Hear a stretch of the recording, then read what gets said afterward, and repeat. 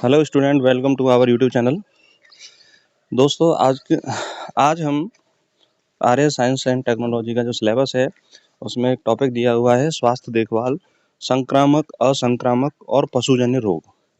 तो इस टॉपिक के बारे में हम पढ़ेंगे और इस क्लास को हम धीरे धीरे समझेंगे और एक दो क्लास में हम इस टॉपिक को कंप्लीट करेंगे। उसके बाद इसके क्वेश्चन आंसर करेंगे।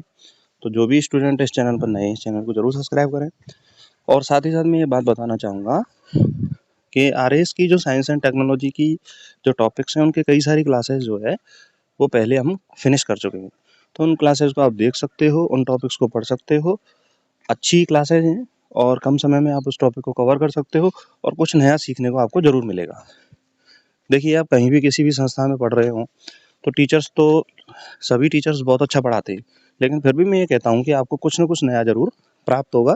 तो उन क्लासेस को आप ज़रूर देखिए। चलिए हम शुरुआत करते हैं। आज का जो टॉपिक है स्वास्थ्य देखभाल, संक्रामक और असंक्रामक एवं पशुजन्य रोग, इन सभी के बारे में हम बात करेंगे। देखिए, सबसे पहले हम ये समझेंगे कि संक्रामक रोग क्या होते हैं। इन्फेक्शियस डिजीज संक्रामक रोग का मतलब ये होता है कि ऐसे रोग जो एक स्वस्थ व्यक्ति से दूसरे व्यक्ति में पहुंच जाए तो उन्हें हम क्या बोलेंगे, संक्रामक, यानी संक्रमण। संक्रमण का अर्थ ये होगा कि भाई एक जगह से दूसरी जगह स्थानांतरित होना। तो इसकी परिभाषा होगी, ऐसे रोग जो एक व्यक्ति से दूसरे व्यक्ति में संक्रमण के माध्यम से फैलते हैं उन्हें हम क्या बोलते हैं, संक्रामक रोग। अब देखिए, वो संक्रमण किस तरह का हो सकता है। वह संक्रमण बैक्टीरिया के कारण हो सकता है, वायरस के कारण हो सकता है, फंगस के कारण हो सकता है, प्रोटोजोआ के कारण हो सकता है और परजीवी के कारण हो सकता है। तो कोई परजीवी है, अगर एक स्वस्थ व्यक्ति रोगी व्यक्ति से और स्वस्थ व्यक्ति में स्थानांतरित हो गया तो ये रोग हो सकता है। प्रोटोजोआ स्थानांतरित हो गया तो ये रोग हो सकता है। फंगस हो गया तो ये रोग हो सकता है। वायरस हो गया तो ये रोग हो सकता है और बैक्टीरिया हो गया तो ये रोग हो सकता है। अब बात करेंगे हम कि संक्रामक रोग जो हैं, यदि किसी व्यक्ति एक रोगी व्यक्ति से दूसरे स्वस्थ व्यक्ति में जब ये स्थानांतरित होते हैं तो उस व्यक्ति में जब रोग के प्रारंभिक लक्षण होते हैं वो क्या होते हैं। देखिए, उस व्यक्ति को बुखार, थकान, सर्दी जुकाम हो सकते हैं, उल्टी दस्त हो सकते हैं और अंगों में दर्द हो सकता है। तो संक्रामक रोगों के मुख्य लक्षण क्या है। मुख्य लक्षण है बुखार, थकान, सर्दी जुकाम, उल्टी दस्त और अंगों में दर्द। ये संक्रामक रोगों के क्या है, मुख्य लक्षण हैं। चलिए अब हम बात करें कि कौन कौन से रोग संक्रामक रोग होते हैं। तो देखिए, जीवाणु जनित रोग, बैक्टीरिया जनित रोग कौन कौन से हैं। टाइफाइड है, टीबी है, डिप्थीरिया है। यानी कि डिप्थीरिया, टाइफाइड और टीबी ये कैसे हैं, जीवाणु जनित संक्रामक रोग हैं। वायरस जनित कौन कौन से हैं, डेंगू है, चिकनगुनिया है, इन्फ्लुएंजा है और कोविड-19 है। जुकाम भी वायरस जनित संक्रामक रोगों के अंतर्गत आता है। तो वायरस जनित कौन कौन से हुए, डेंगू, चिकनगुनिया, इन्फ्लुएंजा, कोविड-19, ये सभी कैसे हैं, वायरस जनित संक्रामक रोग हैं। कवक जनित जो है फंगस, वह है कैंडिडाइटिस और रिंगवर्म। देखिए, तो रिंगवर्म को हम दाद बोलते हैं। दाद भी क्या है, संक्रामक रोग है। और कैंडिडाइसिस जो है वह भी एक संक्रामक रोग है। प्रोटोजोआ जनित संक्रामक रोग कौन कौन से, मलेरिया है और अमीबॉयसिस है। मलेरिया और अमीबॉयसिस रोग जो है वो प्रोटोजोआ जनित संक्रामक रोग हैं। एक बार हम इनका रिवीजन कर देते हैं। बैक्टीरिया जनित संक्रामक रोग कौन कौन से हैं, टाइफाइड, तपेदिक और डिप्थीरिया। वायरस जनित हैं डेंगू, चिकनगुनिया, इन्फ्लुएंजा, कोविड-19। फंगस जनित हैं कैंडिडाइसिस, रिंगवर्म। प्रोटोजोआ जनित हैं मलेरिया और अमीबॉयसिस जो है वो प्रोटोजोआ जनित संक्रामक रोग हैं। तो अब हमें देखो ये समझ में आया कि संक्रामक रोग ऐसे रोग होते हैं जो रोगी व्यक्ति से, यानी एक व्यक्ति से दूसरे स्वस्थ व्यक्ति में क्या होते हैं, पहुंच जाते हैं। उन रोगों को हम क्या कहते हैं, संक्रामक रोग कहते हैं। अब हम बात करें कि भाई संक्रामक रोग हो जाएं तो इन संक्रामक रोगों की रोकथाम और नियंत्रण हम कैसे कर सकते हैं। देखिए, रोकथाम और नियंत्रण का सबसे पहला तरीका है टीकाकरण। टीकाकरण बीसीजी का टीका लगाएंगे, एमएमआर का टीका लगाएंगे और कोविड-19 वैक्सीन का यदि हम टीका लगा देंगे तो इन संक्रामक रोगों को टीकाकरण के माध्यम से रोका जा सकता है। टीकाकरण में कौन कौन से टीके लगाए जाते हैं, एमएमआर के टीके और कोविड-19 के टीके और बीसीजी के टीके। इन सभी के बारे में हम डिटेल में थोड़ा चर्चा करेंगे। तो जो भी रोग हम डिटेल में पढ़ाएंगे उसमें हम आपको बताएंगे कि भाई किस तरह के, मतलब कौन से टीकाकरण के द्वारा हम इस रोग को रोक सकते हैं। तो इन टीकों के बारे में भी हम चर्चा करेंगे। दूसरा है स्वच्छता। देखिए, साबुन से हाथ धोना और स्वच्छ पेयजल का उपयोग, यानी हम संक्रामक रोगों को रोकने के लिए स्वच्छता का खास ध्यान रखेंगे। अगर हम स्वच्छता का ध्यान नहीं रखेंगे तो हम संक्रामक रोगों को हम रोक नहीं पाएंगे। तो यदि हम साफ सफाई का ध्यान रखें तो हम संक्रामक रोगों को क्या कर सकते हैं, हम रोक सकते हैं। क्योंकि संक्रामक रोग कहीं ना कहीं दूषित भोजन के माध्यम से और दूषित पेयजल के माध्यम से भी फैलते हैं। तो हम स्वच्छ पानी पिएं और भोजन करने से पहले हाथ धोएं तो उनको संक्रामक रोगों को हम रोक सकते हैं। तीसरा है संक्रमित व्यक्तियों से दूरी। देखिए, संक्रामक रोगों का एक तीसरा कारण ये भी है कि यदि हम कोई व्यक्ति किसी संक्रामक रोग से ग्रसित है, उस व्यक्ति से हम नियमित या उचित दूरी बनाए रखें, दूर से उससे बातचीत करें, तो हम उन रोगों से बच सकते हैं। तो संक्रामक जो रोग हैं उनका संक्रमण नहीं होगा और व्यक्ति स्वस्थ बना रहेगा। तो जो रोगी है, संक्रमित रोगी है, उससे हमें दूरी बनाकर रखनी चाहिए और जब हम दूरी रखेंगे तो वह रोग हमें नहीं होगा। चौथा कारण है सुरक्षित भोजन और जल। देखिए, सुरक्षित भोजन और जल का मतलब होता है कि व्यक्तियों को साफ जल और साफ सुथरा भोजन करना चाहिए, तो हम संक्रामक रोगों से बच सकते हैं। और तीसरा है मच्छरों का नियंत्रण, मच्छरदानी और लार्वा विनाश। मच्छरदानी और लार्वा विनाश के द्वारा हम संक्रामक रोगों को रोक सकते हैं। तो देखिए, मच्छरदानी के नियंत्रण, मच्छरदानी का उपयोग करके हम, जब मच्छर नहीं आएंगे तो जो रोगवाहक मच्छर है वो हमें मतलब ग्रसित नहीं करेगा, अपना जो लार्वा है वो ट्रांसफर नहीं करेगा, तो उसके द्वारा हम जो रोग है उससे हम बचे रहेंगे। और यदि हम बात करें कि लार्वा पर नियंत्रण यदि कर लिया जाए, देखिए मच्छर वहाँ होते हैं जहाँ पर पानी जमा होता है। अब मान लीजिए हमारे घर के आसपास या हमारे घर में पानी जमा है, तो वहाँ पर क्या है, मच्छरों के लार्वा होते हैं। तो गैम्बूसिया जो मछली होती है, गैम्बूसिया मछली होती है, वह गैम्बूसिया मछली जो है मलेरिया नियंत्रण में बहुत काम आती है, क्योंकि वह मच्छर के लार्वा को क्या करती है, खा जाती है, भक्षण करती है। तो सबसे पहली बात यह है कि हम साफ सफाई, यानी कि जो पानी है उसको जमा नहीं होने दें। जमा नहीं होगा तो वो मच्छर नहीं पनपेंगे, और मच्छर नहीं पनपेंगे तो हम स्वस्थ बने रहेंगे।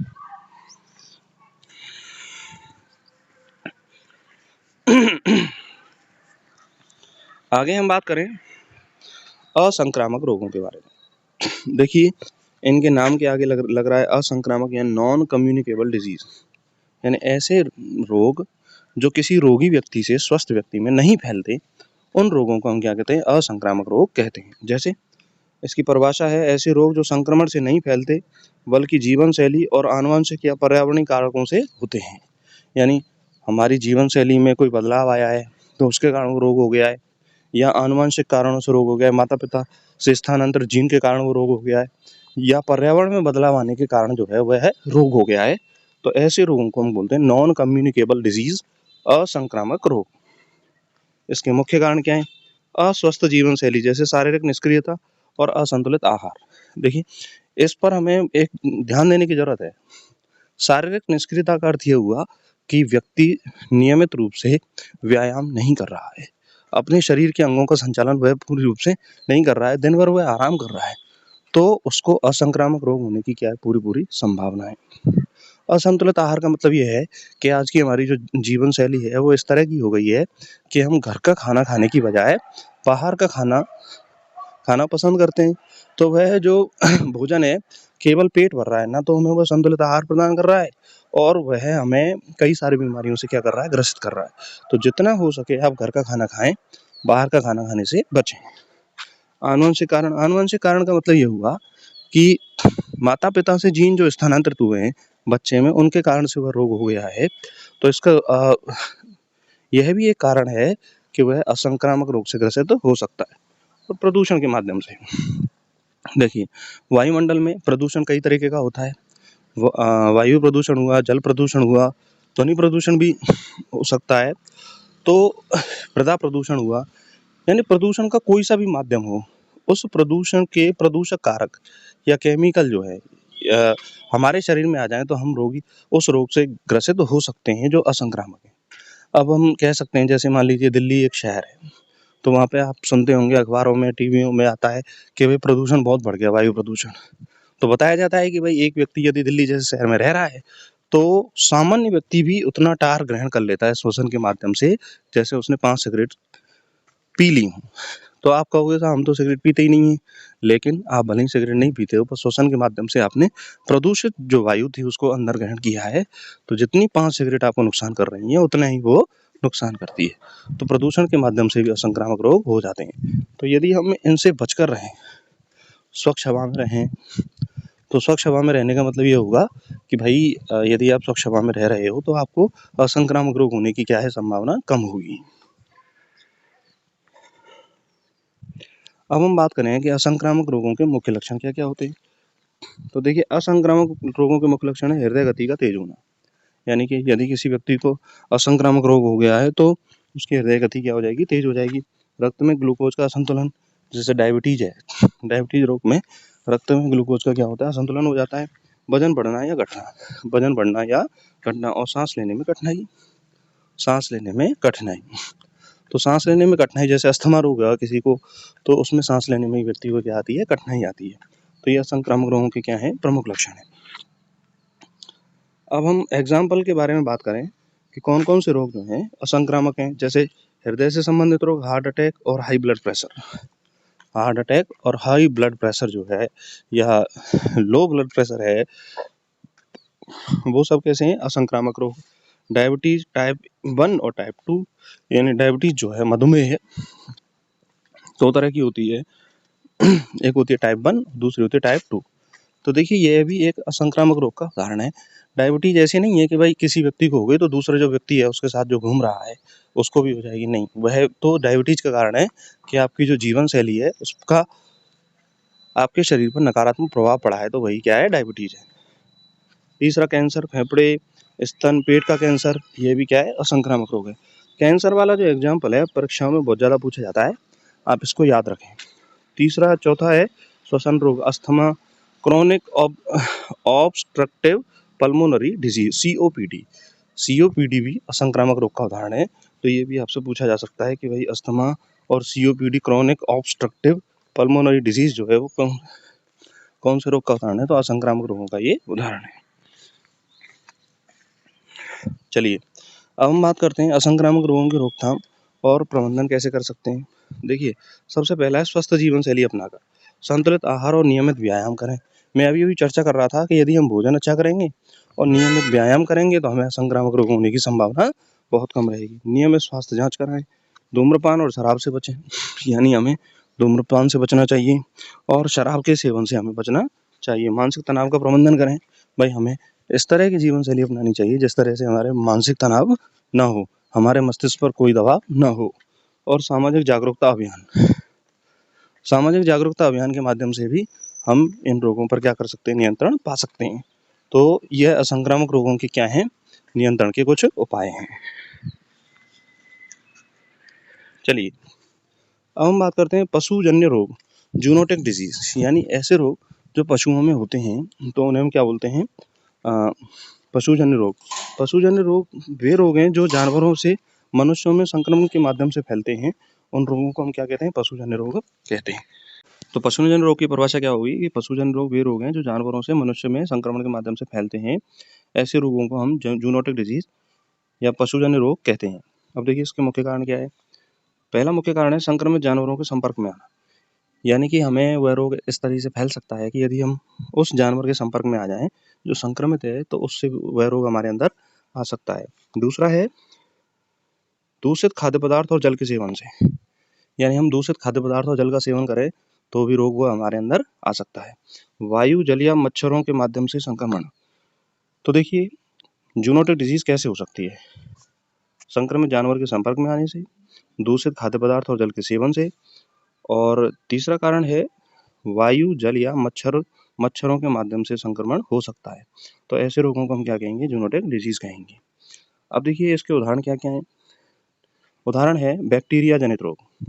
देखिए पशुजन्य रोगों में बैक्टीरिया जनित रोग जो है, पशुओं में एंथ्रेक्स बीमारी और ब्रुसेलोसिस बीमारी, यह जीवाणु जनित रोग के उदाहरण है। किसके उदाहरण है, जीवाणु जनित। एंथ्रेक्स रोग इंपॉर्टेंट है, इसको आप याद रखिए। वायरस जनित रोग, रेबीज, रेबीज क्या है, हाइड्रोफोबिया, ये कुत्तों में होता है नॉर्मली, और यदि कुत्तों से मनुष्य में आ जाए, मतलब इस रोग से ग्रसित यदि कुत्ता है वह किसी बालक को या मनुष्य को काट ले तो उस व्यक्ति में रेबीज रोग हो जाता है। और रेबीज रोग जो है जो रोगी है उसको जल से डर लगता है, इसीलिए इसका नाम है हाइड्रोफोबिया। क्या नाम है? हाइड्रोफोबिया। और दूसरा है निपाह वायरस, तो ये भी जूनोटिक डिजीज है, पशुजन्य रोग है। प्रोटोजोआ जनित रोग टॉक्सोप्लाज्मोसिस और फफूंद जनित रोग है क्रिप्टोकोकस। फफूंद जनित रोग कौन सा है? क्रिप्टोकोकस जो है वह है फफूंद जनित रोग है। तो बैक्टीरिया जनित रोग कौन कौन से हैं? Anthrax, brucellosis. और वायरस जनित रोग कौन से हैं? रेबीज, जिसे हम हाइड्रोफोबिया कहते हैं। और निपाह वायरस और प्रोटोजोआ जनित रोग हैं टॉक्सोप्लाज्मोसिस और फफूंद जनित रोग हैं क्रिप्टोकोकस। अब देखिए इन रोगों की रोकथाम हम कैसे कर सकते हैं। पहला उपाय है पशुओं का नियमित टीकाकरण कराएं। जब पशु ही रोगी नहीं होगा तो वह रोग हमें नहीं होगा। दूसरा, मांस और दूध को अच्छी तरह से पकाकर खाएं। तो जो मांस है या दूध है उसको हम अच्छी तरह से पकाकर खाएंगे तो वह रोग हमें नहीं होगा। जानवरों के साथ सुरक्षित व्यवहार रखें, यानी हम जानवरों की भी सुरक्षा करें और स्वयं की भी सुरक्षा करें जिससे संक्रमण ना हो। और पशु चिकित्सा सेवाओं का विस्तार करें।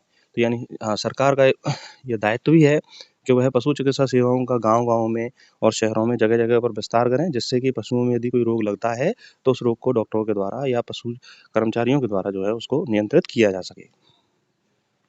चलिए क्वेश्चन के माध्यम से इस सेशन को हम समाप्त करते हैं। क्वेश्चन है, एंथ्रेक्स रोग किसमें और किस कारण से होता है? इसका आंसर आपको कमेंट सेक्शन बॉक्स में देना है और बताना है कि एंथ्रेक्स रोग किसमें और किस कारण से होता है। मानव में वायरस जनित रोग है, मानव में जीवाणु जनित रोग है, पशुओं में वायरस जनित रोग है और पशुओं में जीवाणु जनित रोग है। तो ये ऑप्शन है आपको इस ऑप्शन के 4 ऑप्शन है, इनमें से आपको एक ऑप्शन राइट करके बताना है और जिससे हमें ये पता चलेगा कि भाई कितने जो स्टूडेंट हैं नियमित रूप से हमारी क्लासेस को देख रहे हैं। हमारे साथ आप जुड़े रहिए और आपको रोज़ाना ये कंटेंट धीरे-धीरे प्राप्त होता रहेगा। साइंस एंड टेक्नोलॉजी की एक अच्छी तैयारी के लिए आप इस चैनल को ज़रूर सब्सक्राइब करें। जो भी स्टूडेंट इस चैनल पर नए हैं, अपने दोस्तों तक ज़रूर शेयर करें और कमेंट करके हमें बताएँ कि आपको ये क्लास कैसी लगी। अपनी तैयारी को स्ट्रॉन्ग करते रहिए, स्वस्थ रहिए, व्यस्त रहिए। नमस्कार।